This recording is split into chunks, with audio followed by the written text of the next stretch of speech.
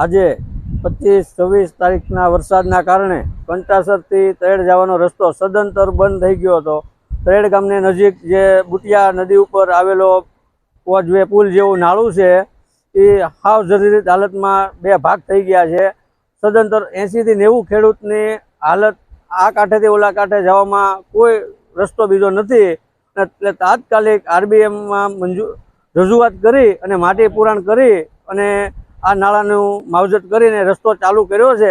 પરંતુ અમારું ગ્રામ પંચાયતનું ગામજનોનું બધાનું કહેવું છે કે આ કંટાસર રોડ તાત્કાલિક મંજૂર થાય, સરકારને એવી અમારી નમ્ર વિનંતી છે અને 80 થી 90 ખેડૂતને રાહત મળે આ કાર્યમાં।